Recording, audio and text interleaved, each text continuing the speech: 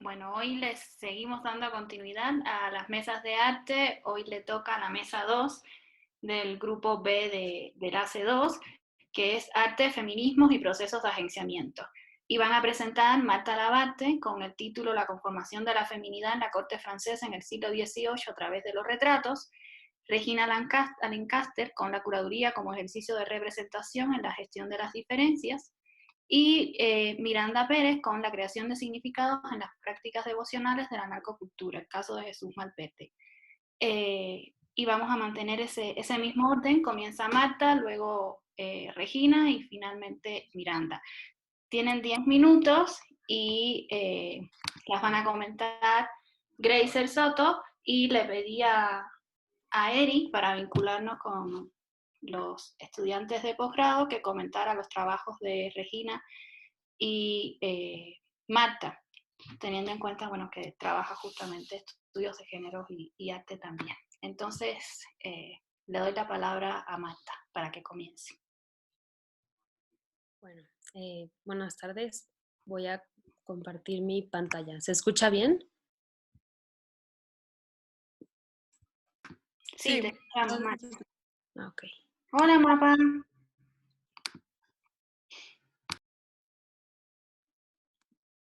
listo. Bueno, el objeto... Ay, ¿qué está pasando?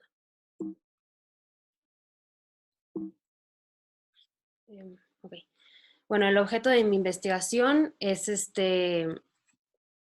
la construcción de la feminidad en la corte francesa del siglo XVIII a través de los retratos.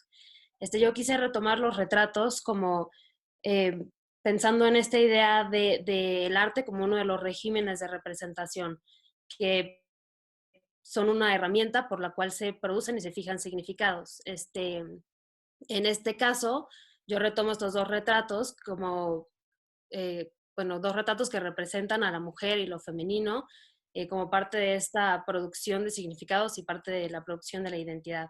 En este caso se va a hablar de las mujeres nobles en la corte francesa, que se le irán inscribiendo significados como la belleza, la delicadeza, la sensibilidad, y que pues posteriormente crearán estereotipos. Bueno, estas son tres preguntas que yo me planteé al momento de la investigación. ¿Cómo se construye el retrato? ¿Cómo se construye el género desde el retrato? ¿Cuáles son los significados que se crean en torno a la mujer noble en relación con la identidad de género en el retrato del siglo XVIII? ¿Y cuál es el modelo de identidad que habilita el retrato para estas mujeres? Aquí otra vez, pensando un poco en la importancia del retrato y en su rol de esta producción de las identidades de género.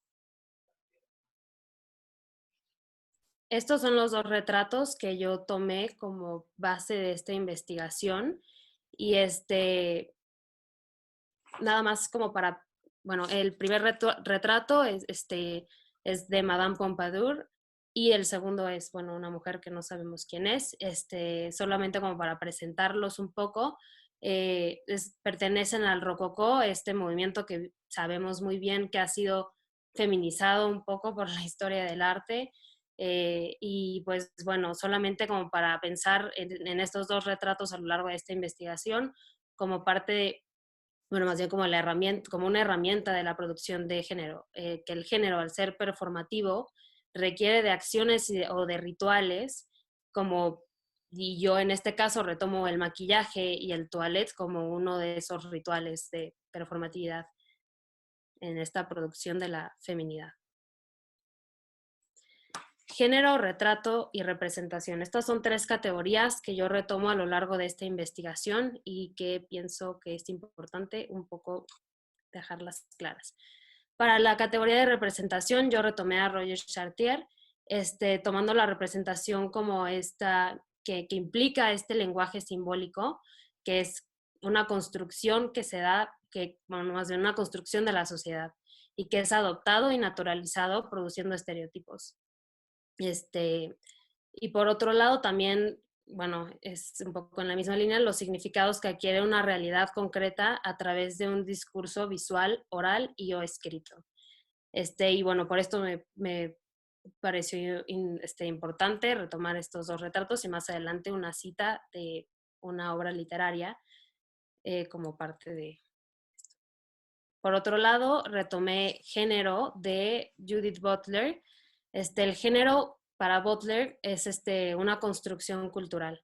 Y bueno, esta construcción del género, como ya mencioné un poco antes, es performativa y requiere de esta repetición de actos o rituales.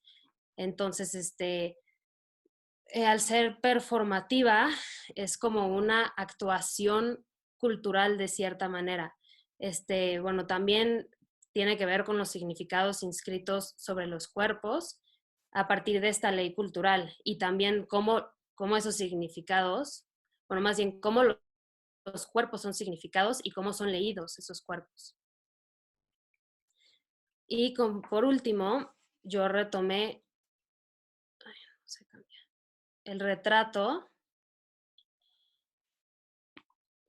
de Jean-Luc Nancy, bueno, básicamente como esta herramienta que aporta también a la producción de identidades que pues crean estereotipos, pues todo esto, ¿no? La manera de representar y todos los significados que eso implica. Y bueno, delicadeza, dulzura y belleza. Estas son tres categorías que yo retomo como parte de esta significación de la feminidad. Ahora, entrando más específicamente ya un poco a los retratos, yo quise retomar el maquillaje como una categoría de análisis, porque creo que es importante, es una categoría, pues sí, importante y que ha sido un poco estudiada, pienso yo, desde la historia del arte. Entonces, pues quise retomar esta categoría. El maquillaje como un ritual de performatización y creo que es importante mencionar que en este momento, no como una práctica exclusiva de la mujer, porque como bien sabemos los hombres también utilizaban maquillaje, pero sí como una práctica esencial en la construcción de la feminidad y no de la masculinidad. También creo que es muy importante pensar que el maquillaje tiene una carga significativa que, o sea, es esta práctica simbólica que también se le atribuye a la identidad aristocrática. Entonces, no solamente, bueno, era muy importante eso, ¿no? El maquillaje como parte de esta identidad aristocrática, por lo que no buscaba verse natural en absoluto, o sea, era más bien esta identidad aristocrática de manera declarativa y por eso el maquillaje era tan cargado, ¿no? O sea, el rubor a más no poder y todas estas cosas. Y, y pensar también que el maquillaje es va en función de la mirada del otro, o sea, es el cubrir lo que no quiere ser visto y el enfatizar lo que se considera bello o lo que no sé, se busca resaltar. Y bueno, dentro, se cambia. El toilette, o sea, parte de de los retratos, toman lugar en el toilette y pensar en el toilette como esta práctica que formaba parte de la vida cotidiana de las mujeres de la corte, el que es todo lo que implica, ¿no? El maquillarse, el vestirse, el peinarse, como todo este requerimiento para poder presentarse ante la sociedad. Y bueno, una práctica que a mí me pareció muy importante resaltar es el del toilet público, que era como ritual en el cual las mujeres, bueno, las damas invitaban a una audiencia selecta para observar este ritual de arreglo personal. Entonces, a mí me pareció muy importante mencionarlo para resaltar la importancia que tiene esta práctica del toilet y del arreglo personal en esta cultura del espectáculo, del aparecer, o sea, que tiene tal importancia que pues existe un ritual para que vaya gente a ver cómo te arreglas. Y para empezar un poco en el análisis de la obra, yo quise retomar, bueno, cómo se presenta el cuerpo de la mujer como introducción. Y lo quise retomar esta cita de una obra del Marqués de Sade para empezar con el análisis. Entonces las voy a leer. Se admiraba el pudor, la esencia y la timidez en la otra. Un aire de virgen, unos grandes ojos azules llenos de sentimiento y de interés. Una piel deslumbrante, un talle grácil y flexible, una voz conmovedora, unos dientes de marfil y los más bellos cabellos rubios. Así era el retrato de esta encantadora menor, cuyas gracias ingenuas y rasgos delicados superan nuestros pinceles. Y bueno, quise retomar esta cita para pensar también en la literatura como otro de los regímenes de representación. O sea, obviamente el género se produce a partir de varias cosas. Yo pensé específicamente en los retratos, pero quise retomar también algo de la literatura como para complementar un poco y pensar en otro campo que también significa a la mujer.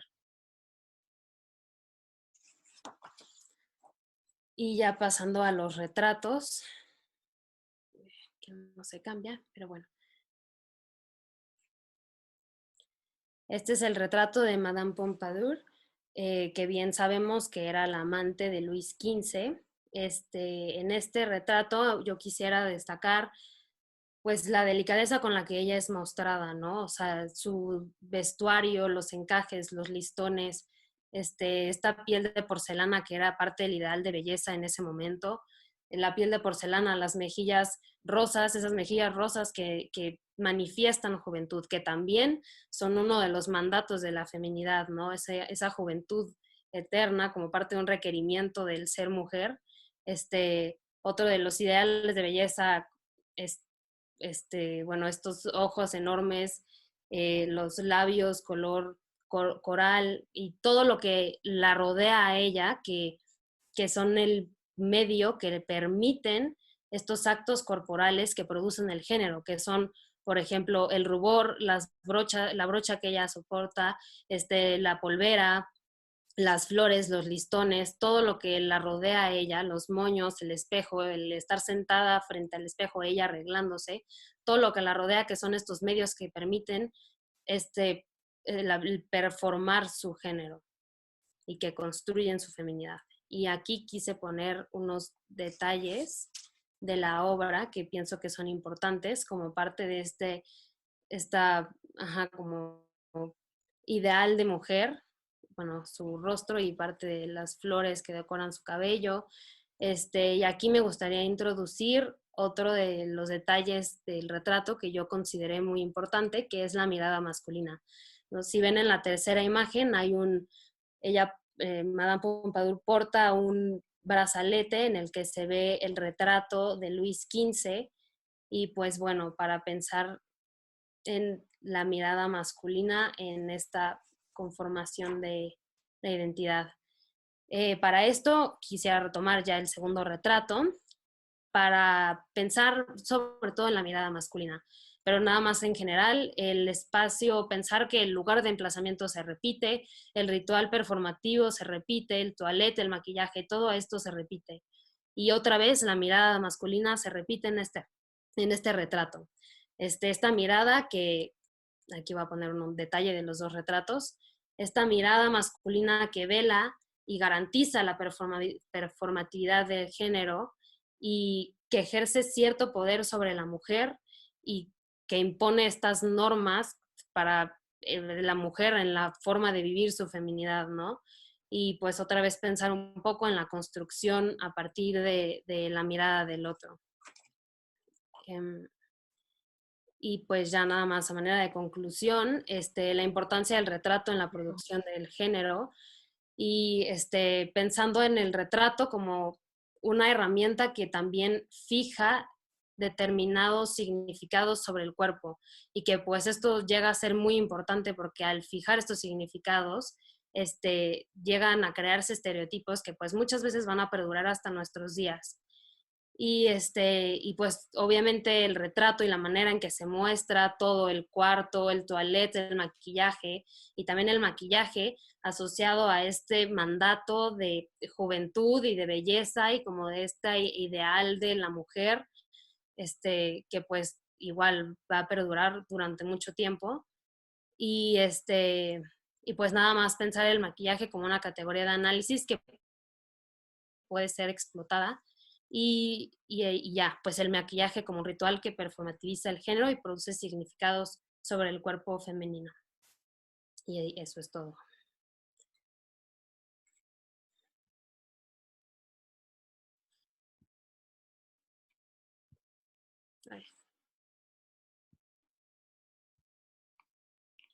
Gracias, Marta. Entonces le damos la palabra ahorita a Regina. Sí, hola, buenas tardes. A ver, les voy a compartir mi pantalla yo también. Listo. Ok.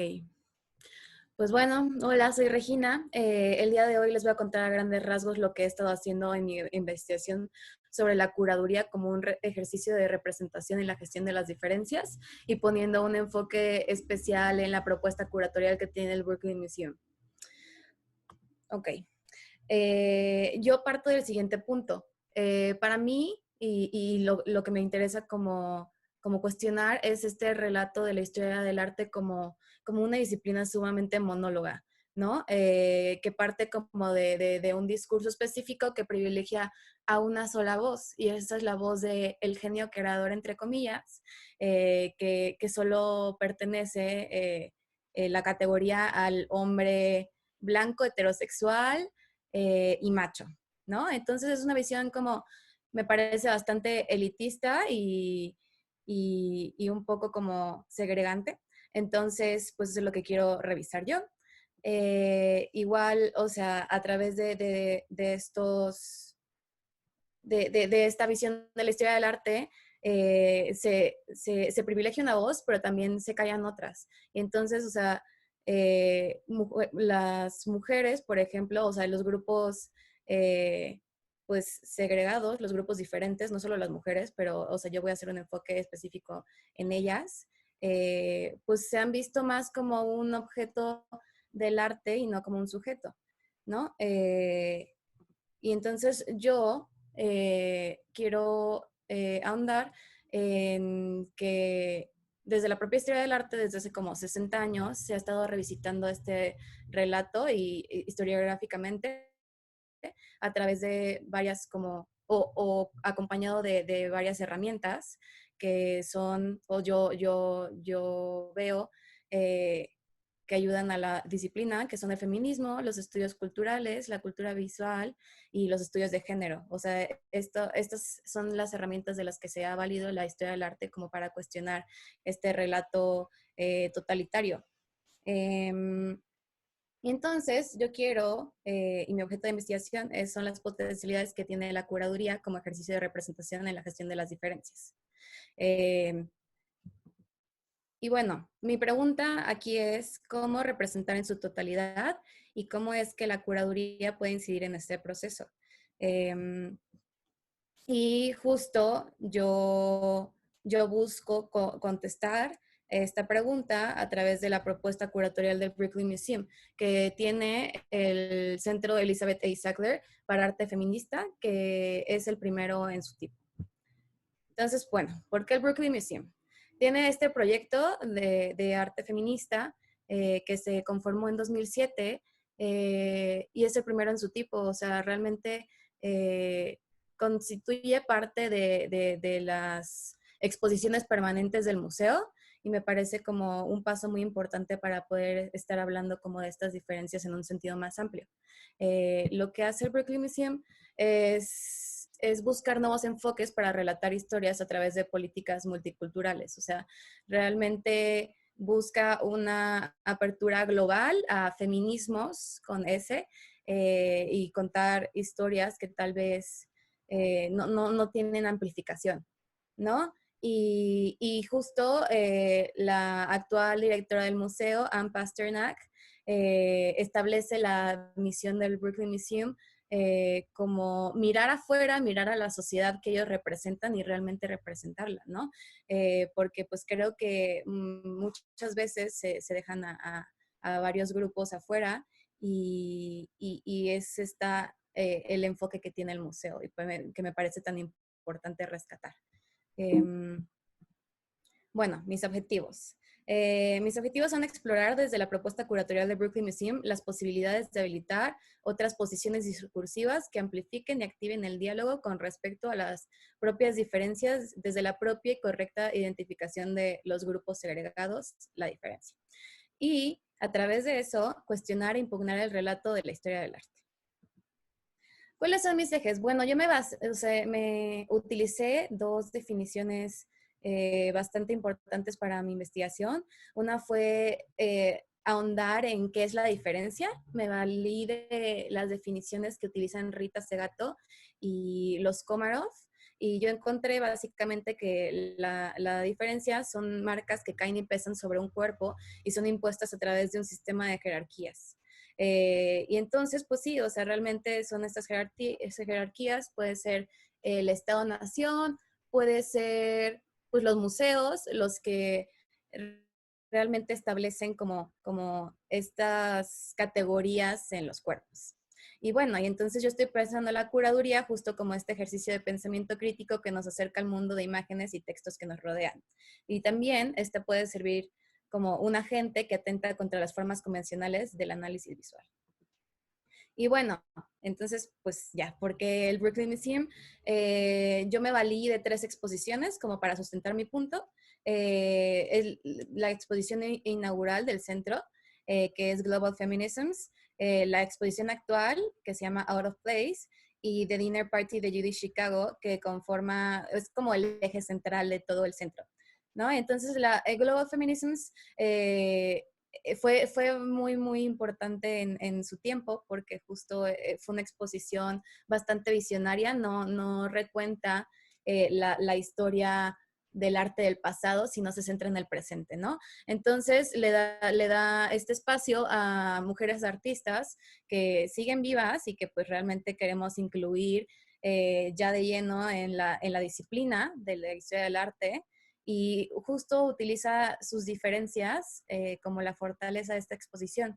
Luego, la exposición actual de Out of Place justo trata de reivindicar, ¿no?, estos lugares que no se le han dado a las mujeres. Habla sobre cómo instituciones importantes las han descartado como de sus exposiciones justo por la naturaleza del arte que representan. Y entonces, pues justo habla no de que hay un genio creador que nace, sino lo hacen las instituciones, lo hace la historia y lo hace la cultura. Y bueno, Global Feminisms, como dije, es la primera exposición del centro. Tiene 4 ejes temáticos. Son ciclo de vida, identidades, emociones y política. Y entonces justo estas categorías son muy vagas para que se pueda incluir al mayor número de artistas posible, y también como que se explore de una manera poco convencional. Perdón que está pasando aquí la patrulla. Bueno, entonces en ciclos de vida justo trata de ahondar como en este relato que se nos ha dado de que la mujer espera, se casa, tiene hijos. Entonces pues, o sea, busca como retratar otras partes de la vida de la mujer, ¿no? O sea, habla como del, por ejemplo, el embarazo masculino, habla sobre etapas oscuras de la niñez y cosas así como un poco no convencionales en este relato. Luego la de identidades, que pues justo busca hacer como una parodia o también cuestionar como esta concepción de que la identidad es una sola cosa. Y pues no, o sea, se habla en esta exposición sobre cómo hay identidades y estas son contradictorias, son fluidas y nunca dejan de estar en constante cambio y movimiento. Las emociones, que yo creo que es mi eje favorito, habla sobre justo cómo se ha retratado a la mujer como un ser emocional completamente, pues básicamente esa es nuestra naturaleza, ¿no? Entonces lo que busca este eje es poner al espectador en frente de obras como bastante fuertes para las emociones, como violencia hacia la mujer o besos muy apasionados, cosas así, para que justo haya como esta experiencia estética también de crear una emoción en el espectador, ¿no? Y también buscar ahondar en este cuestionamiento de que las emociones no son parte de una naturaleza, las emociones se derivan de situaciones. Y bueno, lo último es la política, que justo es muy importante para la exposición porque las propias artistas hablan de sus contextos y de los roles que se les han dado y los cuestionan muchísimo y exponen sus propias voces en este relato, ¿no? Luego, Out of Place, que es la exposición actual, como ya dije, son 3 ejes, que es el papel de los museos y las galerías en la conformación como del genio creador, y explora arte que fue trabajado fuera del mundo del arte convencional. Entonces, se habla mucho de la domesticidad, ¿no? O sea, como de estas artes decorativas que ha hecho la mujer, como bordados, por ejemplo, y pues los está viendo con su naturaleza del arte, lo que me lleva a pensar en mi tercer ejemplo, que es The Dinner Party, que justo es esta pieza central de todo el centro, o sea, que es permanente, pueden cambiar las exposiciones que se encuentran en él, pero ella permanece. Y justo es este eje central porque uno reivindica el lugar de las mujeres en la historia, y también, o sea, profundiza, ¿no? En esta categoría como de las artes decorativas, que ya no se están viendo como artes decorativas, sino arte con mayúscula. Y entonces, pues realmente son las piezas centrales, o sea, no son decoraciones, son arte de lleno. Y pues bueno, mis conclusiones son que el Brooklyn Museum es una institución que cuestiona las políticas de representación y a partir de ello intenta pensar en cómo integrar a las sujetas. Existen tantas interpretaciones como mentes y trabajamos con objetos inagotables y que los objetos se poseen. También se poseen las herramientas para un análisis profundo y lo único que hace falta que hagan los museos e instituciones es pensar con amplitud y realmente explorarlos. Eso es todo y pues muchas gracias.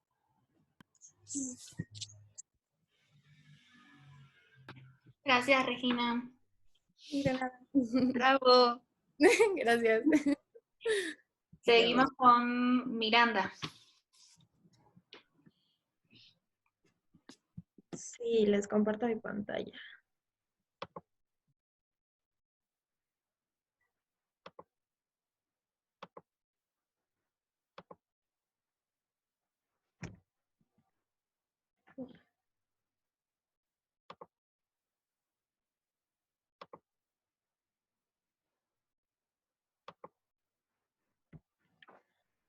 Pues bueno, mi tema de investigación es la creación de significados en las prácticas devocionales de la narcocultura, el caso de Jesús Malverde. Jesús Malverde fue un bandolero del norte de México, cuya historia ha sido mitificada a lo largo de los años, aclamando su imagen como un hombre santo por parte de las comunidades mexicanas marginadas, esencialmente del norte del país. Estas comunidades fueron capaces de crear un vínculo de identificación con este personaje debido a sus orígenes humildes y pues su ilícita forma de vida. La devoción a este personaje fue aumentando conforme fueron aumentando la creación de grupos de narcotráfico en el país. Y de esta manera, Jesús Malverde se convirtió en una parte importante del imaginario con el que posteriormente se han reconocido los grupos de narcotráfico. En este estudio tuve la intención de analizar la forma en que las prácticas devocionales beáticas, que formaron parte importante del proceso de evangelización en el continente, han sido subvertidas y reapropiadas como prácticas devocionales populares, dándole así el espacio a íconos como Jesús Malverde de convertirse en imágenes divinas y que brindan protección. Con esta investigación tuve la oportunidad de hacerme estas preguntas, como de qué manera se forman símbolos y significados a partir de una práctica beática en un grupo marginal, cuál es el proceso de identificación con los símbolos creados y cuál es la influencia de la imagen de Malverde y sus respectivas prácticas devocionales en el desarrollo de la vida cotidiana del narcotráfico. Desde la llegada de los españoles, los santos jugaron un papel fundamental en la evangelización del territorio. Si bien los misioneros introdujeron como la religión institucional con sus respectivos sacramentos y elementos de liturgia, los españoles laicos transmitieron en América elementos de su propia religión popular, siendo la devoción a los santos en capillas y santuarios uno de los elementos más difundidos en el Nuevo Mundo. Durante los primeros años de la tradición cristiana, los santos surgían como mártires donde su elevación espiritual como que recaía en su muerte y su forma de vida reflejaba los valores morales de la vida de Jesús. Posteriormente, hacia la Edad Media, la santidad era alcanzada por miembros de congregaciones o personajes laicos como monarcas y reyes, dando la posibilidad de que la gente elevara a categoría divina a cualquier persona que consideraran dignas. Los santos populares no atraviesan un proceso de canonización, llevan su vida parcialmente bien, pero es por eso que generalmente o sea, su proceso de canonización es rechazado, pero aún así es aclamado por la gente porque encuentran en esas imágenes como la identificación que se necesita. La canonización papal requiere de 3 requisitos para realizarse, que es que la persona debe ser venerable, beato y santo, y sus milagros tienen que ser probados, a excepción de los mártires, donde no tienen que realizar milagros, y es ese elemento de los que se agarran las comunidades como para elegir imágenes o personas que no cumplan con las 3 categorías para la canonización. Encontramos en esta forma como del pueblo mexicano por canonizar a sus personas, a las personas a las que consideran dignas, como la tradición que viene de los santos de este inicio de la tradición cristiana y de la Edad Media. Puse aquí esta cita que dice: todo parece indicar que los santos oficiales venerados en México no bastan para el pueblo mexicano y estos crean nuevos santos según su necesidad. Esta afirmación, hecha por la doctora Cristina Gudrun en su libro Bandoleros Santificados, se debe al aumento exponencial que hubo de santos populares durante los finales del siglo XIX e inicios del XX, que a diferencia de otros lugares, como la beatificación fue disminuyendo. En el norte de México y en la región fronteriza, existen varios santos populares que tienen culto de considerable importancia en la actualidad. Todos fueron canonizados vox populi y elevados al estatus de santo milagroso. Jesús Malverde fue un bandido de la región de Culiacán, héroe de los pobres que robaba a los ricos y pues cuya vida fue bastante alabada por ciertas personas. Esto ocurrió durante el Porfiriato, cuando los bandoleros y las luchas contra los pueblos indígenas todavía eran bastante comunes, hasta que un día el gobierno pues se hartó de sus acciones y decidió ofrecer una recompensa por Jesús Malverde. Eventualmente lo atraparon y lo colgaron en un cerro a vista de todos, y a manera de castigo le prohibieron tener un entierro, pero la gente que aprobaba sus acciones llevaban piedras para cubrir el cuerpo hasta que eventualmente crearon una cueva donde la gente iba a depositar flores y a pedirles favores. El mito de Malverde fue construido alrededor del arquetipo ideal del bandolero generoso y héroe de los pobres, usualmente figuras empujadas al margen de la ley a causa de las injusticias cometidas por las autoridades, manifestadas fundamentalmente en la distribución desigual de las riquezas. Es importante reconocer que no existe contradicciones en creer en un santo popular y ser católico a la vez. Los devotos de estos personajes son casi en su totalidad cristianos practicantes, que asisten a misa, bautizan a sus hijos y que pues se casan, comulgan y todo esto. Entonces es por eso que en las capillas oficiales es muy común encontrar este tipo de imágenes de los santos populares y los santos extraoficiales, que demuestran que para el creyente no hay ninguna distinción entre ellos dos y pues sí, son igual de importantes. Para contarles un poco de mi experiencia personal y de mi vinculación con el tema,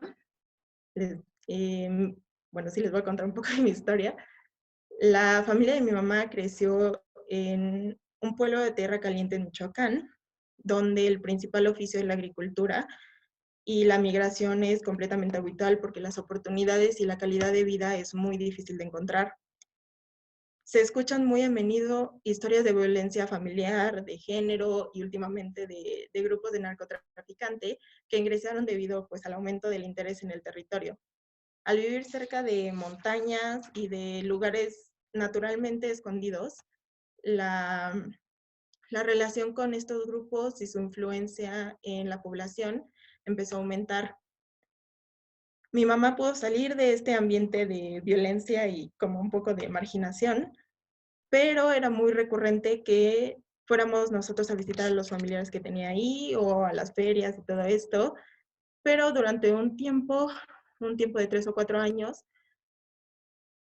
se desató la guerra entre cárteles y la gente vivió como una época de violencia bastante importante y el temor fue asombroso, tanto que se vieron obligados a realizar toques de queda, a escuchar las balaceras y a sufrir los secuestros por parte de esta gente.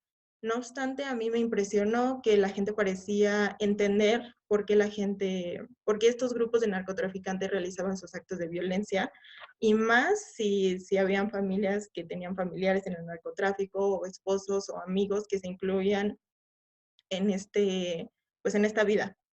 Todavía es muy común que en las calles se escuchen narcocorridos, que se escuchen estas historias de hombres valientes que fueron capaces de salir de la pobreza para buscar una vida mejor, y en sí representan un modelo a seguir por parte de la población que busca, en realidad no lo busca, pero idealiza ya esta imagen de las personas que salen de este ambiente. Haciendo un recuento del artículo de Karina García Reyes, Morir es un alivio, ella ha sido una de las pocas investigadoras que tuvo la oportunidad de entrevistar ex narcos. Yo, estuve en mi investigación, encontré 2 vías principales de aproximación a la narcocultura, que una es el narcotráfico como una organización delictiva y originadora de gran parte de la violencia en el país, y como un grupo de ciudadanos mexicanos que bajo un contexto de desigualdad justifican sus actos de violencia. Los discursos sociopolíticos que se le han envuelto al narcotráfico devienen en la creación de un discurso binario entre lo que es bueno y lo que es malo, y entonces es ellos contra nosotros, ¿no? En vez de, esto encubre como las raíces de todos los orígenes de la violencia y se divide.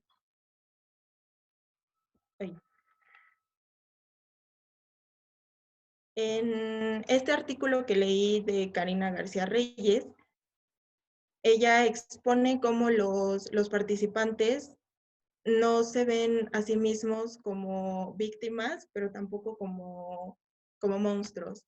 No justifican su inclusión al narcotráfico como su única opción de sobrevivir, porque la economía les permitía vivir bien, pero también ellos querían más. Entonces, estos participantes se autodenominan como agentes libres, pero muy fáciles de sustituir. Este sentimiento de marginación, sumado a su problema de adicción a las drogas y la falta de propósito general de vida, hacen que valoren poco sus vidas y que la muerte, en cambio, sea un alivio.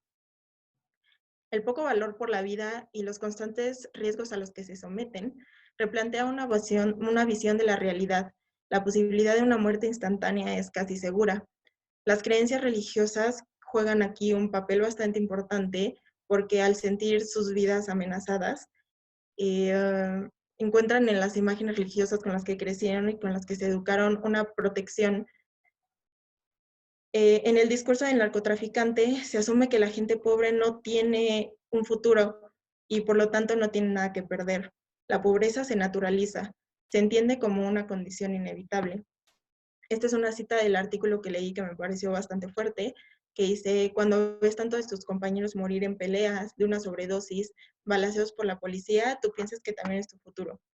En este orden de ideas, para ellos la vida es bastante fugaz, entonces tienen que vivirla al máximo. Y eso es a través del consumo de productos de lujo, o de adicciones, o de excesos que les compra el dinero fácil, que consiguen a través de la vida fácil, que es pues el tráfico de drogas. Una manera de disfrutar esta vida pues sí, ya lo dije, ¿verdad? Perdón.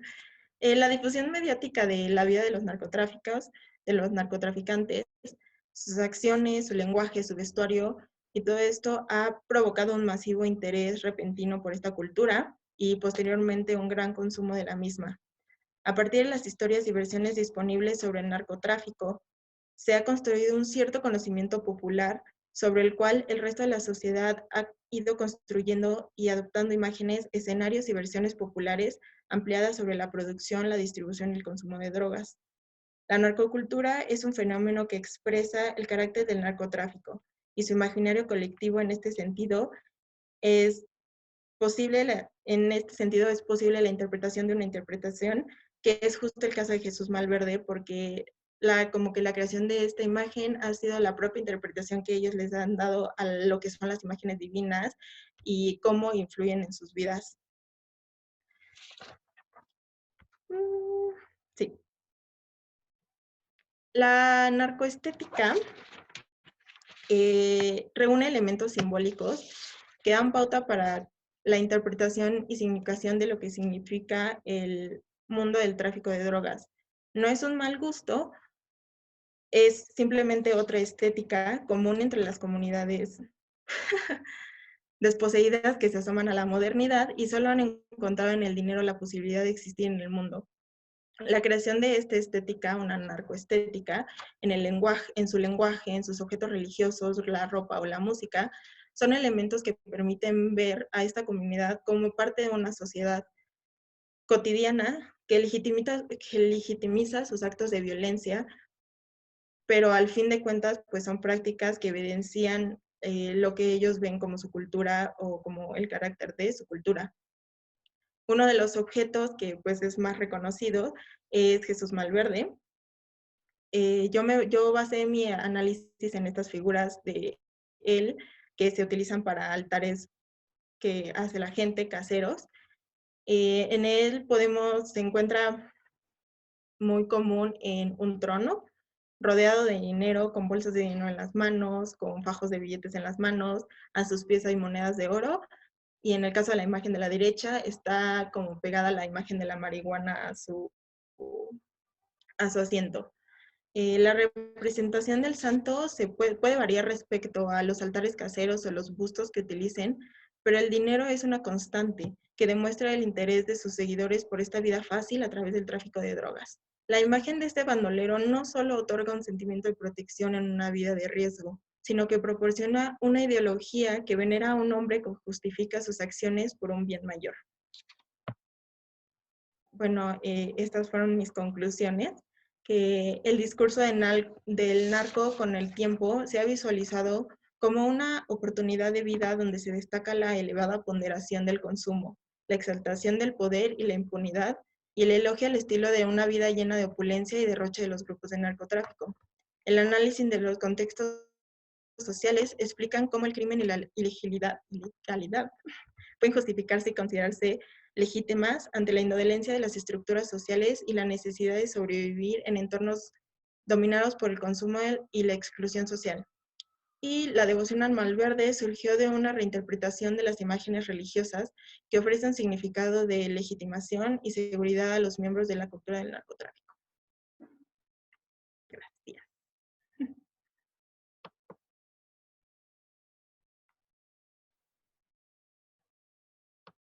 Gracias, Miranda. Entonces, si les parece, le damos la palabra primero a Eri González para que haga el comentario de los trabajos de Marta y Regina, y luego escuchamos a Grayson para que comente el trabajo de Miranda.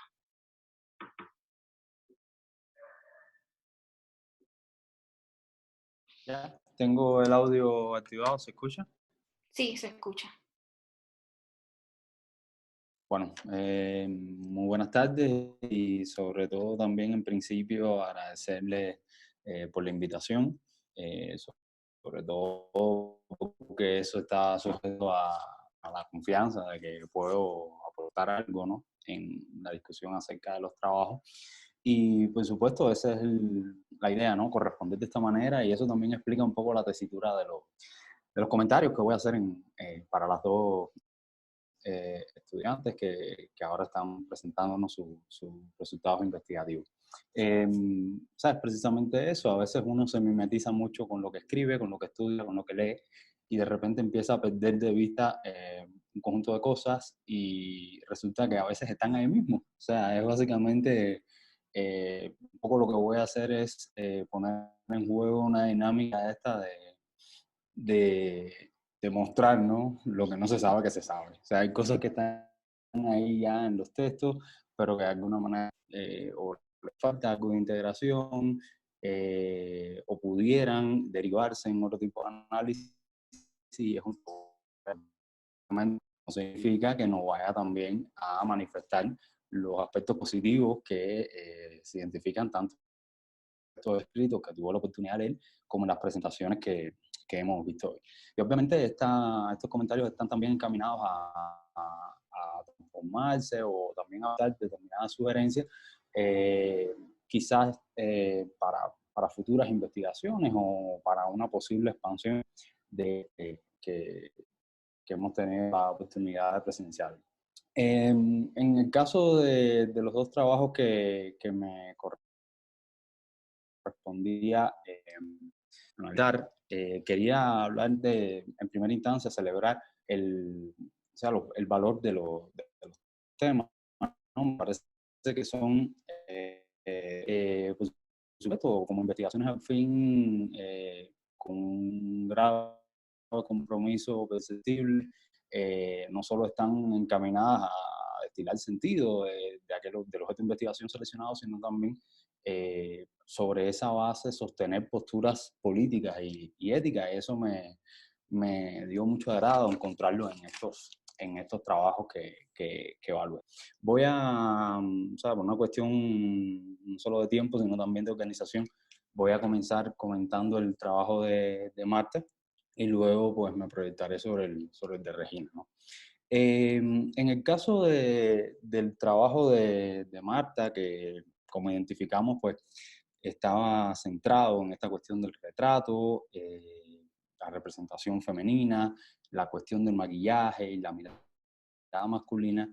Me parece que uno de los valores fundamentales va precisamente en, o sea, el trabajo en identificar estas instancias como objeto de análisis. O sea, me parece que proyectarse en esa línea fue un gran acierto del trabajo y sobre todo también ver cómo el maquillaje en esta producción retratística del siglo XVIII tenía un rol fundamental a la hora de fijar patrones y significados en relación con la identidad femenina y sobre todo también con la cuestión de la hipersexualización. En este aspecto, yo tenía un par de sugerencias de colocar énfasis en dos cuestiones. Una tiene que ver con la cuestión o con el elemento de la mirada masculina. Eso, o sea, me parece que es un aspecto fundamental. Marta en la presentación, dialogando con las imágenes, pues hacía alusión a este aspecto, cómo aparecían estas figuras masculinas representadas en algún espacio del retrato. Y creo que, o sea, en cuanto a la función de la mirada como constructora de imaginarios y significados, me parece que el trabajo se proyectó en un buen sentido. Sin embargo, creo que o sea, hubiese sido deseable encontrar un poco más de énfasis en toda esta dimensión de la economía política de la mirada que se establece en este tipo de representaciones. Sobre todo o sea, estoy pensando así de manera fugaz en esta idea o sea, que manifestaba Foucault de quien está, o sea, quien se siente objeto de la mirada, o sea, tiene un comportamiento bien determinado y que busca casi siempre ajustarse a esos cánones, a esas coordenadas de la mirada, ¿no? que lo focaliza.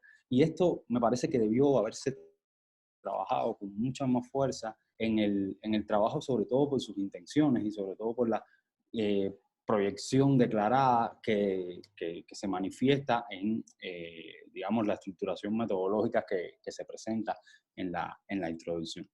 Otro elemento que me parece que o sea, fue, o que resulta significativo, es la cuestión del retrato como dispositivo de producción de feminidad.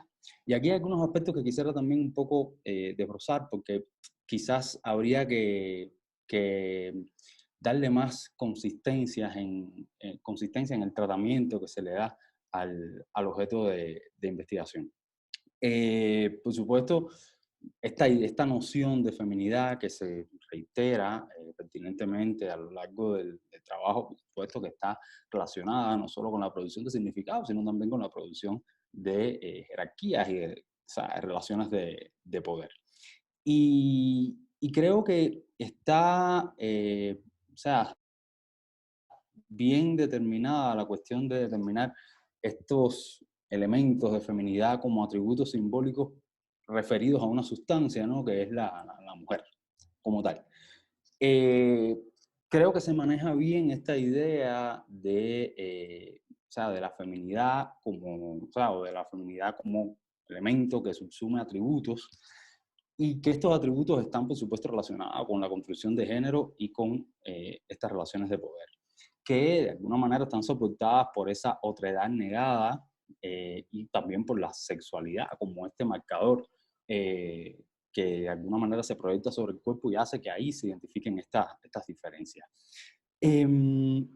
Pero hay una cuestión que me parece que se desliza a veces sobre todo en la escritura, ¿no? Quizás no fue tan perceptible en la presentación, y es, o sea, estas conexiones y desconexiones pertinentes que de alguna manera hay que establecer entre la idea de mujer y la noción de feminidad. En esta óptica que decía o sea, de valores, de elementos, de atributos y precisamente esa sustancia que se intenta construir como esa otredad marcada en negativo, ¿no? Esa otredad de la masculinidad como instancia central de poder. A veces me parece que se trocan estas nociones y sería a veces interesante en el texto haber leído esas marcaciones que de alguna manera serían necesarias a los efectos del manejo de los conceptos. Otra cuestión, o sea, en este aspecto me parece que se pudo haber sacado mucho más partido de la lectura de Butler, ¿no? Y esto es un aspecto que también me abre a otra dimensión que está en el texto, que aparece tratada, que se manifestó acá en la presentación, y es la construcción del género en términos performativos. O sea, una de las motivaciones de Judith Butler a la hora de hablar de esta construcción performativa y performática de género tiene que ver con el hecho de descentrar un poco esta idea del logocentrismo, ¿no? O sea, la idea de que el género solo se construye discursivamente. O sea, esta idea de la performance de género está también un poco proyectada sobre la idea de romper con el giro, o sea, con el viciarse del giro lingüístico a la hora de explicar el género. Y estos rituales de performatividad, de alguna manera, son marcados con pertinencia en la elaboración de la investigación. O sea, el maquillaje, el vestuario, este ritual de la toilette, me parece que es muy importante. Y sí se hace alusión a esa dimensión performativa, pero a veces me parece que, o sea, que la parte performática como tal se obvia. O sea, más que obviarse, se trata con mucha ligereza. O sea, esta idea de que el cuerpo está en juego en esta construcción de género es fundamental. Y me parece que, o sea, acá en la presentación se salvó hasta cierto punto eso que en el texto quedó como medio vacío, como un espacio ahí de vacuidad. Hay o sea, en otro orden, pero también relacionado con esta cuestión, hay una aseveración que me parece que debería matizarse, ¿no? Sobre todo porque una gran centralidad en el discurso también incide en lo que tiene que ver con el cuestionamiento, lo que pudiera ser un cuestionamiento de los límites de la disciplina, de la historia del arte, Y Marta en algún momento plantea que el tema de maquillaje ha sido poco estudiado por la historia del arte. O sea, yo no sería tan tajante a la hora de hacer una expresión de ese tipo. Y quizás también porque de algún modo estos estudios se han filtrado. Estoy pensando, por ejemplo, en el elogio del maquillaje de Baudelaire. En todos los estudios que de alguna manera Baudelaire ha encauzado sobre la seducción y donde también de algún modo esta manera de presentarse está, o sea, se manifiesta, ¿no? Entonces, quizás es una aseveración demasiado directa como para manifestarla así, que quizás requeriría de ciertos matices. Otro aspecto que creo que debería reevaluarse un poco es o sea, el conjunto de preguntas de investigación que se realizan. Porque de alguna manera son preguntas que permanecen muy abiertas, que de alguna manera creo que como están formuladas no haría falta una investigación. Son preguntas que están respondidas y que aún así, cuando están respondidas, digamos en términos del sentido común, me parece que debieron haberse proyectado un poco más específicamente en cuanto a los cómo. O sea, los mecanismos de construcción del género, de cómo el retrato los proyecta, me parece que debieron ser, o sea, ese tratamiento debió ser mucho más enfático en las preguntas y por supuesto también en el cuerpo del texto.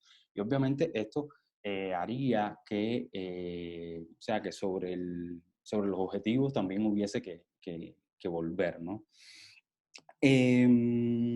O sea, en este aspecto me parece que, o sea, que algo que debió tenerse en cuenta en mayor medida fue el tema de la crítica. Ya con esto voy a cerrar el comentario de Marta, de la crítica de la representación. O sea, nos estamos moviendo en un espacio que es la pintura, un espacio determinado dentro de la pintura, que es el retrato, y por supuesto, en determinados, o sea, una época bien específica donde por supuesto se realizan movilizaciones concretas para la construcción del discurso, donde a la vez se está produciendo ese discurso en un lugar de autoridad, y me parece que quedó ese vacío en los análisis. O sea, en poner el énfasis en esos dos lugares de construcción, de enunciados pictóricos en este caso,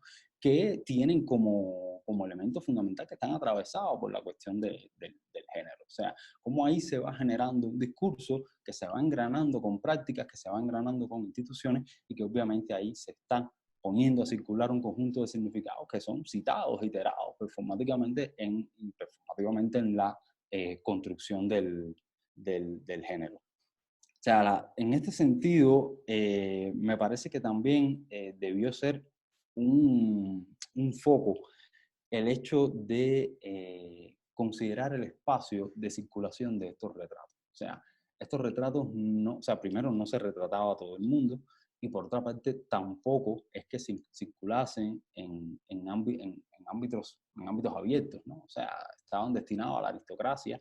De hecho, este ritual de la toilette, de invitar a determinadas personas a que presenciaran este acto de maquillaje, también era un acto, como mismo dice Marta, selecto. De manera que eso creo que debió tenerse en cuenta. O sea, esas transacciones en las que esos retratos como producción pictórica se insertaban y esos rituales que de alguna manera estaban como marco de esa producción retratística, me parece que debió dársele un poco más de potencia en los análisis, porque precisamente nos iban a ilustrar esa manera de funcionar de la elaboración discursiva, de la producción retratística relacionada con estas construcciones de género. Otra cuestión que ya me gustaría tratar, finalmente no se vio acá, pero que también me parece que está convocada a la hora de hablar de género, es la idea de la ideología de los estereotipos.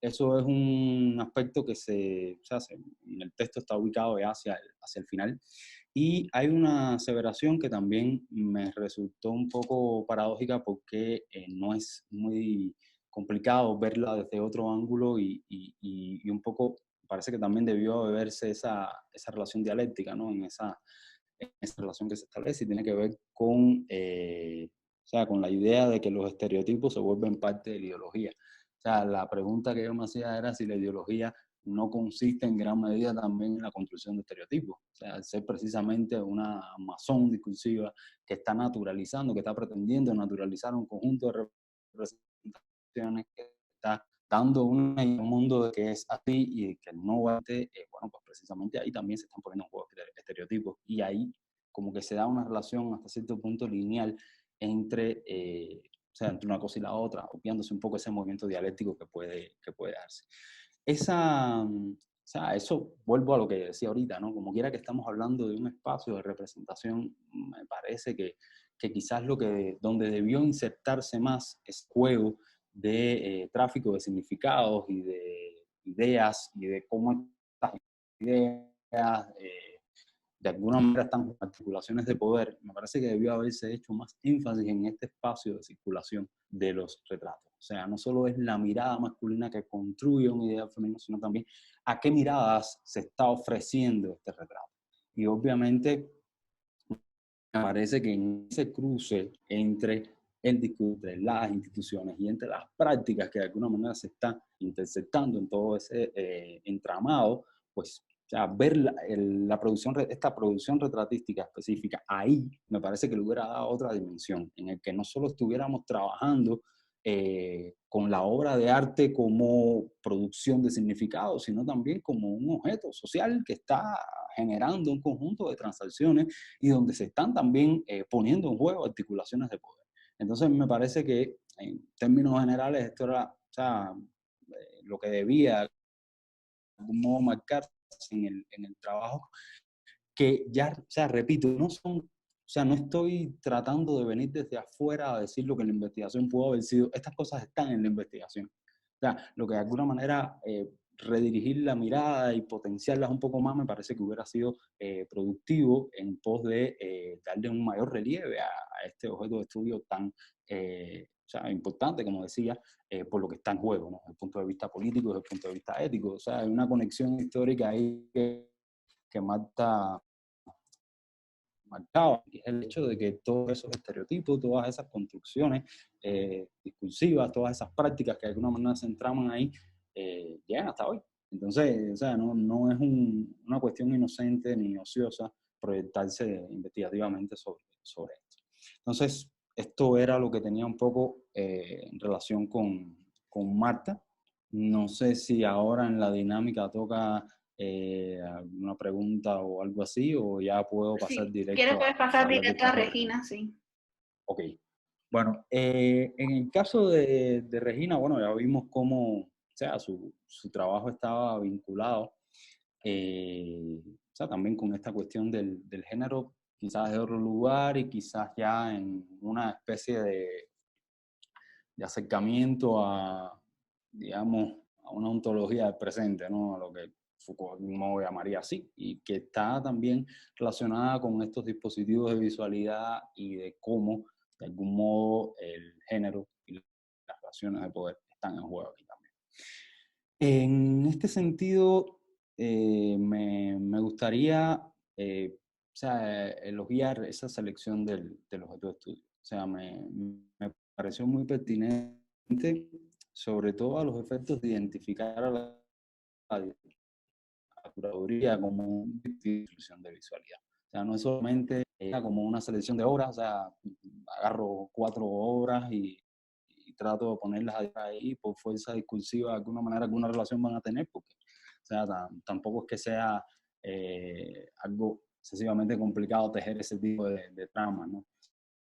La cuestión está sobre todo en enfocar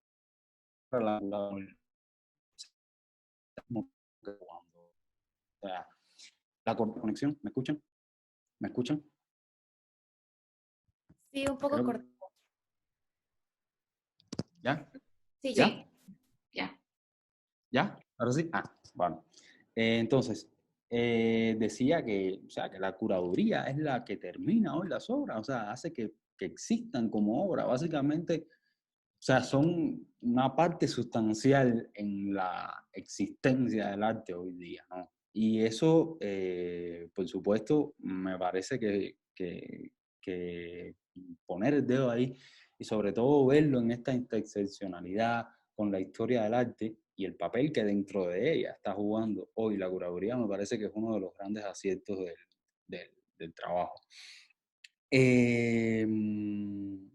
Y por supuesto verlo también en esta cuestión del quiebre, ¿no? Que puede ejecutar de esta, o sea, en cuanto a la ideología patriarcal y cómo esto, por supuesto, también, o sea, refrendar estas miradas puede ser bastante efectivo en cuanto a un cuestionamiento de los límites de la historia del arte como disciplina también, ¿no? Eso me parece que es importante y sobre todo me parece importante esto y la conciencia que tienes, Regina, del lugar desde el cual vas a hablar. O sea, me parece que marcar eso, haber marcado eso en el trabajo también fue algo que tuvo o sea, a los efectos de la lectura, un impacto bien positivo.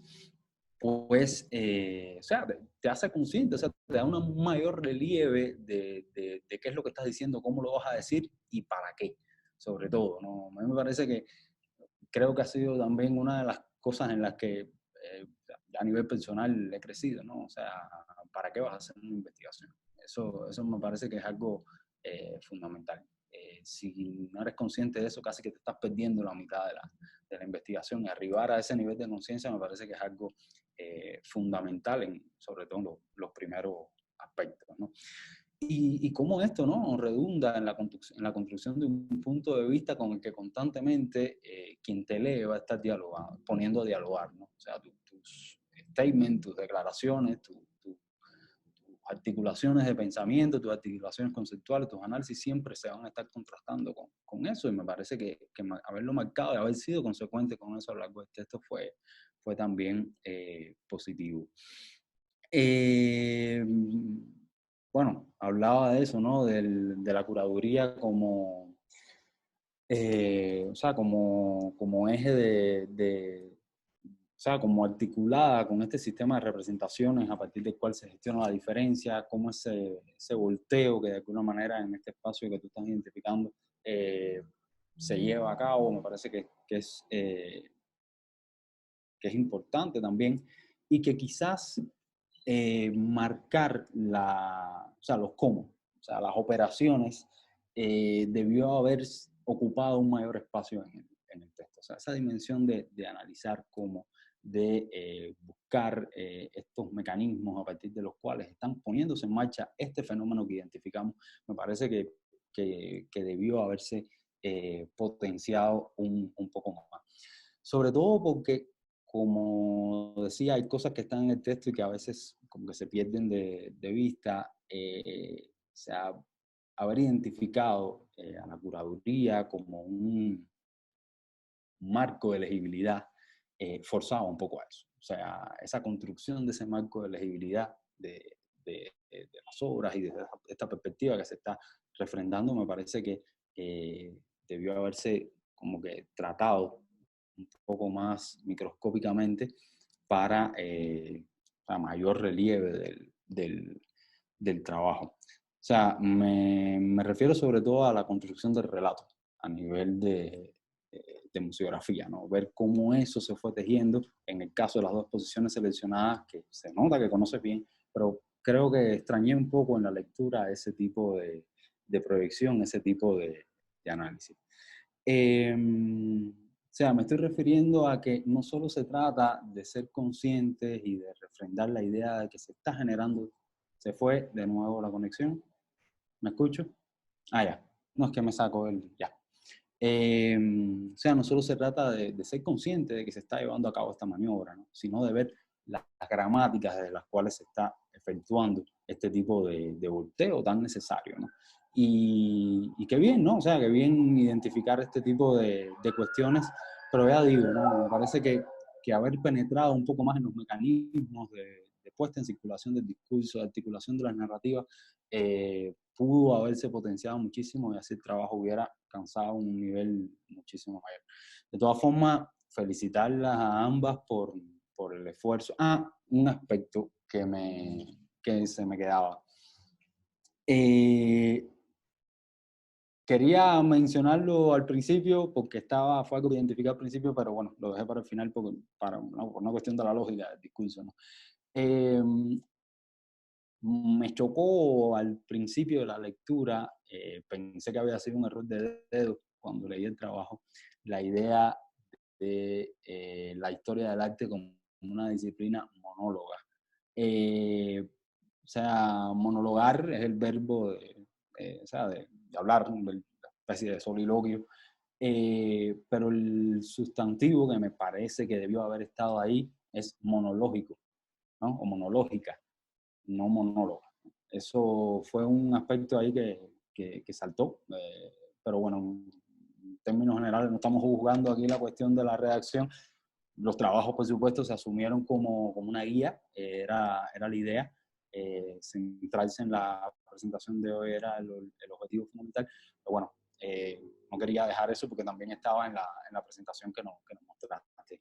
Entonces, retomo lo que hace un párrafo había dejado, felicitarlas a ambas por el esfuerzo y, bueno, sobre todo ir proyectándose en este sentido. Me parece que fue muy grato encontrar estas inquietudes con respecto a la disciplina, esta selección de los objetos de estudio, ya un poco corriéndose de estas lógicas a las que nos tiene habituada, ¿no? La historia del arte. Eso me pareció importante y el reto de todos creo que es ir proyectándonos y trabajando más incisivamente en estas dimensiones para mover un poco el piso, ¿no? El suelo en el que nos estamos moviendo. Entonces ya, era todo. Muchísimas gracias.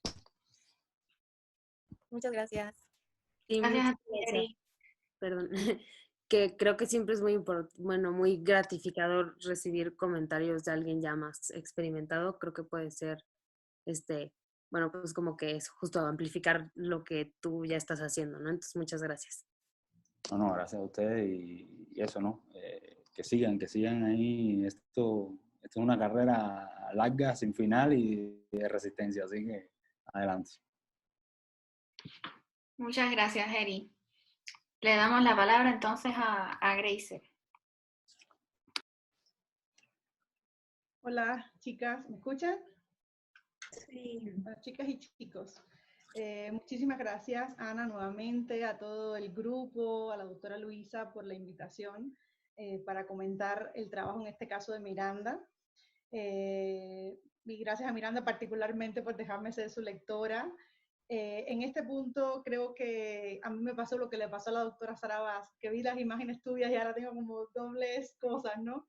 Es una sensación muy grata, ¿no? Ver las imágenes y poder contrastarlas con el texto escrito. Entonces, en este caso, lo que quiero es hacerte otros apunticos más que hice recién, unidos a los apunticos que había hecho tras hacerte la lectura. Definitivamente, la idea de la construcción del narco pasa por un presentismo que a todos nos atraviesa, ¿no? O sea, la noticia está casi en el pan nuestro de cada día, todo lo que acontece en el país, más aún viendo, por ejemplo, tu caso personal, lo que nos has relatado, creo que hay una identificación con el tema, que hay una sensibilidad particular, ¿no? con el trabajo del tema por lo menos en el caso que estás referenciando, que es el caso de Jesús Malverde, donde, bueno, ese era el primer punto, ¿no? Reconocer que ciertamente es un trabajo que parte de una relación entre la experiencia personal y la experiencia académica, y esa sensibilidad, pues a veces está atravesando nuestros textos y habla más de cómo lo vemos casi particularmente, personalmente, a través de una experiencia de vida, de modo que cierto que se puede utilizar de manera efectiva como parte de nuestros trabajos y para validar sobre todo una experiencia académica. Creo que tu trabajo tiene una validez, como a mí me pasa un poco como cuando Eric platicaba ahorita, que sea justo. Hay muchas cosas que tienes dentro del trabajo, hay muchas cosas dichas dentro del trabajo, sin embargo, creo que hace falta dinamitar todas esas ideas, explotar todas esas ideas, que creo que te pueden ser muy provechosas y no solo quedarnos con la mirada de la fe, de la religiosidad, que puede ser, al menos como yo lo veo, la etapa final de la lectura de tu trabajo. Creo que hay como diferentes etapas y la etapa final puede ser este marco donde casi es un santo, ¿no? Esta figura de Malverde. Te decía que tiene mucha validez tu texto, en tanto está conectando diferentes esferas que le podemos llamar hoy interdisciplinar, ¿no? Tu trabajo es un trabajo por excelencia interdisciplinar y lo identifico justamente a través de las categorías y los conceptos que estás utilizando. O sea, tenía como algunos aquí bien señalados, prácticas devocionales, prácticas beáticas, grupo social, imaginario, religiosidad mexicana, pobreza, marginalidad y otras, ¿no? De más grande envergadura, como puede ser cultura, narcocultura, y ahí la cuestión de la duda también, está inscrita la narcocultura dentro de un proceso llamado cultura en mayúscula, eso estaría interesante también pues debatirlo, ¿no? Campo cultural, identidad, o sea, tienes un gran cúmulo de conceptos que no solo tienen una fuente matriz, sino que al contrario, están dinamitados a lo largo de diferentes disciplinas y en este caso creo que el patrimonio esencialmente de esta conceptualización la encontramos en la antropología y en la sociología. Entonces, insisto en el punto inicial, la conexión que tienes con los términos o las nociones teóricas, conceptuales, que mencionas, están justamente ancladas, enraizadas a una experiencia antropológica y sociológica de estos conceptos. Y si nos vamos al inicio del debate en torno al narcotráfico, pues hasta periodístico, ¿no? Pues fue como, digamos, los primeros pasos en torno a este tipo de trabajo. Entonces, el primer comentario va dirigido a que pienses tu trabajo como un trabajo de carácter interdisciplinario propiamente, que lo pienses como un ejercicio para mover qué cosas, conceptos. Para mover conceptos que probablemente en antropología no tengan la misma carga teórica o el significado que puede tener para un trabajo pensado desde la historia o los estudios de arte. Entonces, por ahí, pues la primera idea. Luego, insistir en algo que me parece fundamental, es que es necesario sintetizar, o sea, unificar estos conceptos que aparecen constantemente en tu texto y que a veces nos lleva como un trampantojo, o sea, estamos medio atravesando por una lectura que por momentos se complica cuando le metemos determinada carga conceptual. Y en este caso me pasó con tu texto, de modo que sería una sugerencia quizás releerlo y unificarlo, ¿no? Estoy hablando de campo cultural, estoy hablando de cultura del narcotráfico, de cultura popular, ¿no? Vamos quizás tejiendo sobre las palabras fundamentales, vamos escindiendo, vamos diciendo, bueno, ¿qué es lo que necesitamos propiamente para poder abordar esta problemática? O sea, yo creo que el caso de la síntesis y la unificación de conceptos puede ayudar a una lectura de tu trabajo, en tanto también dichos conceptos, digamos que se presente la traducción de ellos, ¿no? Que estamos entendiendo por narcocultura, que estamos entendiendo por práctica devocional, religiosidad, imaginario, que creo que es el gran concepto, el concepto en mayúscula dentro de tu trabajo. O sea, entre la síntesis, la unificación, la definición de los más importantes, podemos saber dónde estás parada tú ante tu trabajo, desde dónde nos estás hablando, qué autores conceptuales, teóricos, de los estudios culturales, de las diferentes pues, escuelas, estás utilizando para poder validar, ¿no? Tu texto. ¿Dónde está uno parado en el mundo? Pues es muy importante. ¿Dónde está parado académicamente? Es muy importante para hacer este tipo de lectura, sobre todo, como te decía, un tema tan delicado y que atraviesa el presente totalmente, ¿no? Mediatizado además. Por otra parte, lo otro que te quería comentar es que a medida que te leía, venían varios nombres, ¿no? De autores a mi mente, entre ellos Gilbert Durán, con las estructuras antropológicas del imaginario, pero sobre todo, bueno, Paul Ricoeur y otros, ¿no? Pero creo que Eric Hobsbawm viene siendo como el gran padre de esta idea en torno al rebelde, en torno al bandido. Justo hay dos textos de él que te voy a recomendar. Eric Hobsbawm es un historiador británico de tendencia pues marxista, pero tiene trabajos muy sustanciosos. Y uno de ellos, como te decía, se titula Bandidos. Y es justo con lo que abres tu texto. Esa idea en el texto se va perdiendo, o sea, vas como no privilegiándola en función de santificar a esa figura que estás viendo a partir, por supuesto, de la lectura que hace de tus imágenes. Sin embargo, yo creo que la idea del bandido es sustancial desde el punto A hasta el punto Z, ¿no?, en tu texto.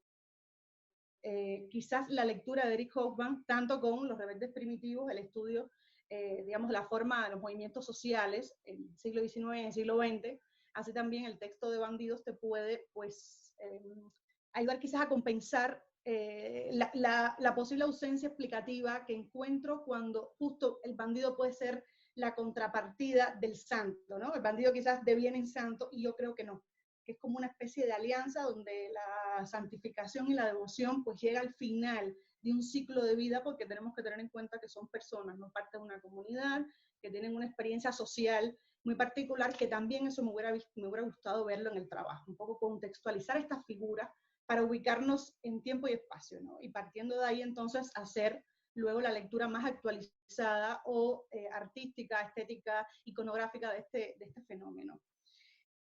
Justo con Eric Hobsbawm yo anotaba por aquí la idea del bandolerismo o bandidos sociales como concepto en él y de agitación social. Él lo trabaja conectado con lo que puede ser la idea de la comunidad y la cooperación. Por eso te digo, eso no necesariamente tiene por qué estar perdido en el texto, sino al contrario, la construcción de la figura del bandido, que pueda terminar o no santificado, glorificado, mitificado por la comunidad o por la sociedad, da un tipo de cultura particular, un consumo, digamos, o una relación pobreza-dinero, en fin, o sea, una serie de relaciones interesantes que creo que pudieras explotar a fondo para el trabajo. Yo pensaba en algunas preguntas en torno a esto, que ya te digo, lo tienes en el texto, es lo primero que apuntas de manera muy clara, pero lo construye sobre otra autora que es Christine, que probablemente haya bebido del texto de Eric Hobsbawm para construir pues esta idea.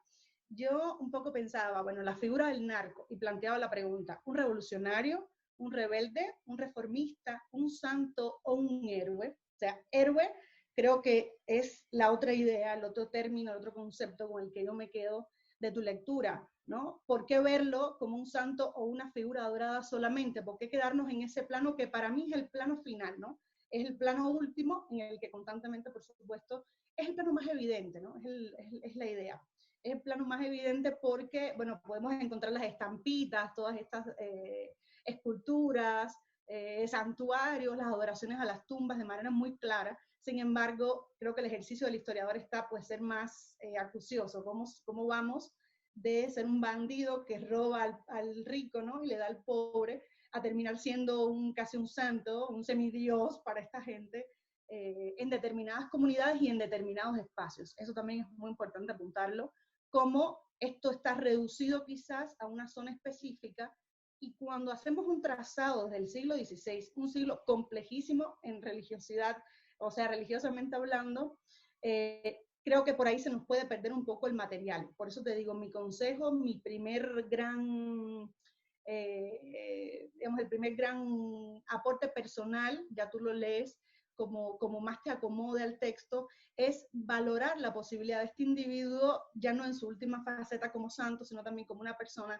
que se construye a sí misma, y la sociedad en ascenso, ¿no?, lo va construyendo, pero no deja de ser o parte de una estructura que va de entre la agitación social, entre la agitación social y el bandolerismo, según las categorías de Hobsbawm.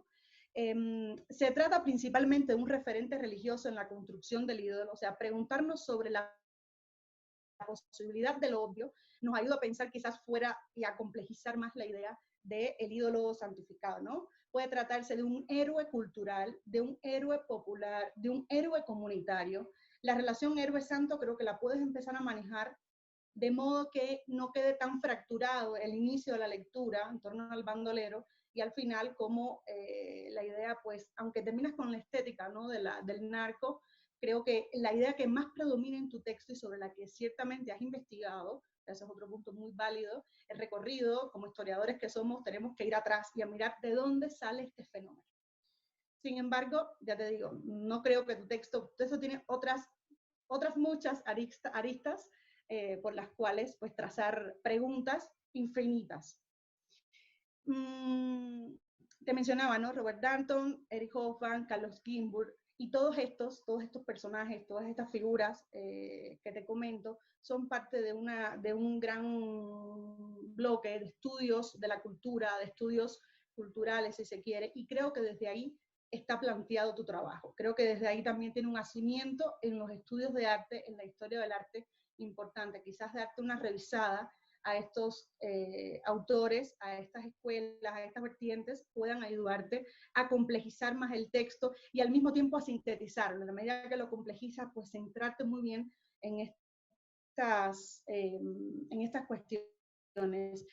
Te decía que justo cambiaba la visión cuando veías la imagen, que no lo vi en el trabajo, porque nuevamente me reafirma la idea a partir de determinadas imágenes que pusiste, sobre todo los adornos y estas cuestiones, las cuestiones de adornos naturales, armas, corona de flores, que si bien nos hacen una alusión inmediato con la fe, con la religiosidad, pues también nos dejan la posibilidad de pensar en el héroe, ¿no? Que incluso va armado en la batalla contra aquellos que no nacen ricos, pero que quieren salir de la pobreza. Y todo pues muy entrecomillado. La idea del arquetipo social lo puedes trabajar más a profundidad.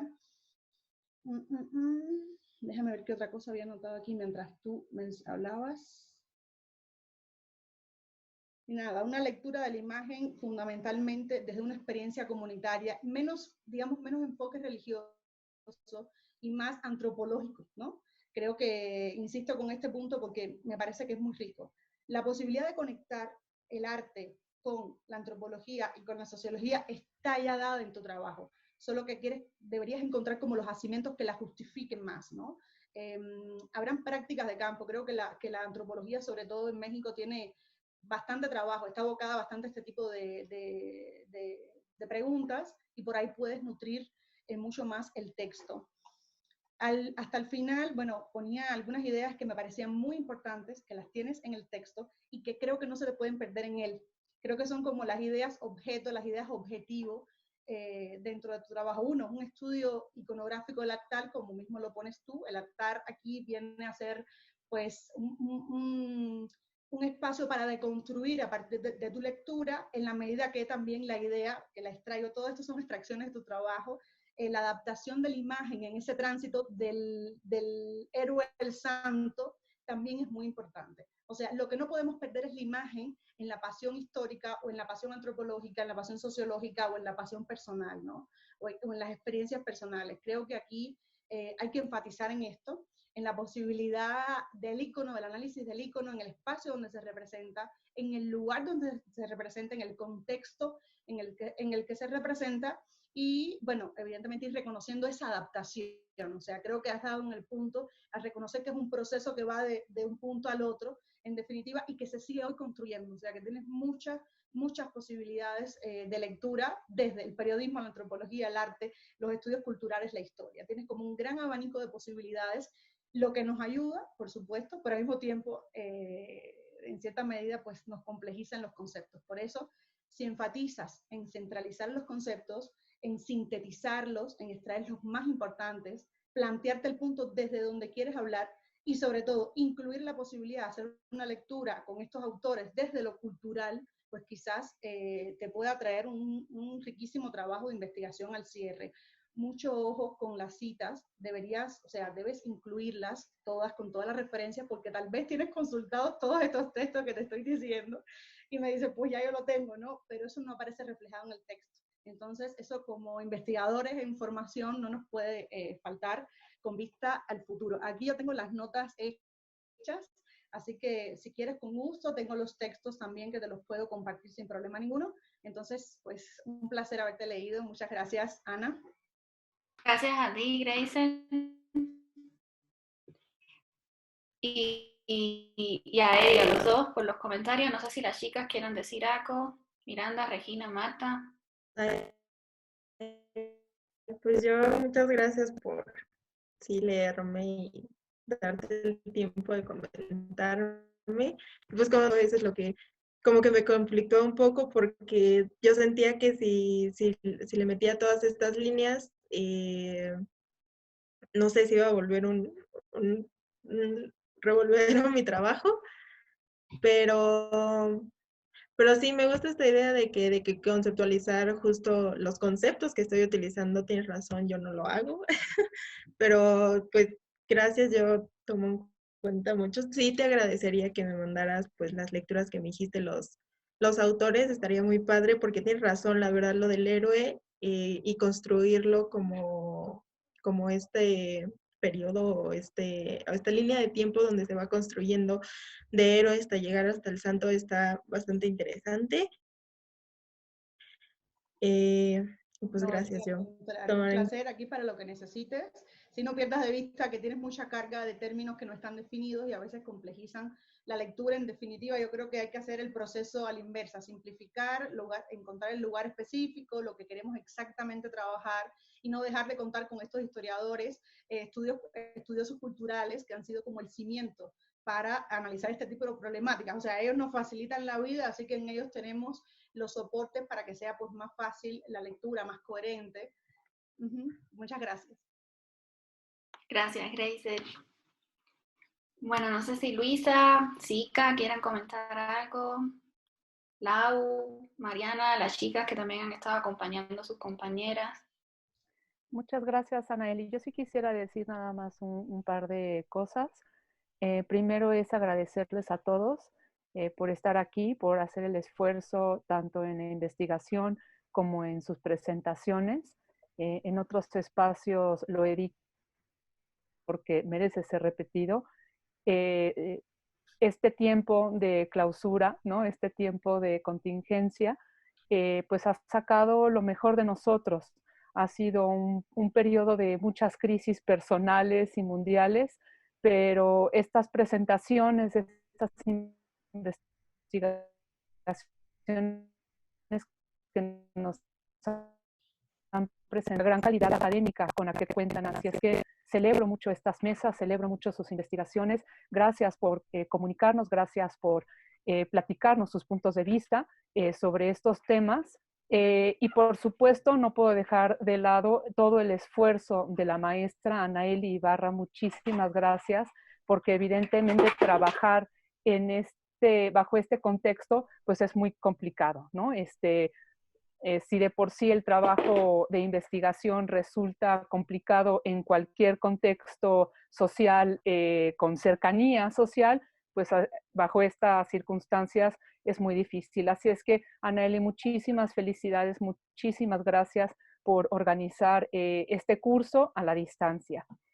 También quisiera yo agradecer a los comentaristas que pues se han tomado el tiempo de leer, de comentar, de citar a estas chicas. Estoy segura que les ayudará enormemente. También quisiera hacer mención que nuestros dos comentaristas formaron en algún momento parte de los alumnos de maestría y ahora serán alumnos del doctorado. Y entonces me anima mucho que todavía podamos mantener esta comunicación abierta con nuestros alumnos del posgrado, ¿no? Me parece que es muy sana la comunicación y la intervención y que los alumnos de posgrado también se den cuenta que nuestras alumnas de licenciatura están haciendo cosas muy interesantes y muy propositivas. Agradezco mucho su tiempo, Eric, muchas gracias por leer, gracias por estar aquí. Gracer, desde ayer también, muchísimas gracias.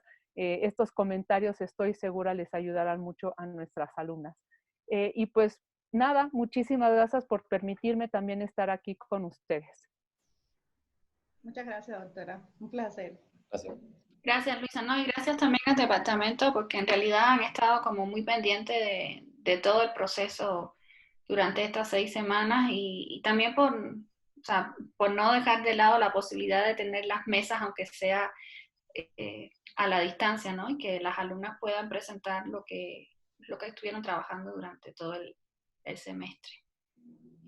Entonces, bueno, si quieren lo dejan. ¿Quieren decir algo más ustedes, chicas? ¿Quieren la palabra? ¿No? ¿También? Vale, entonces, gracias nuevamente y felicidades a todas. Y nada, aquí lo dejamos entonces. Ya podemos. Gracias.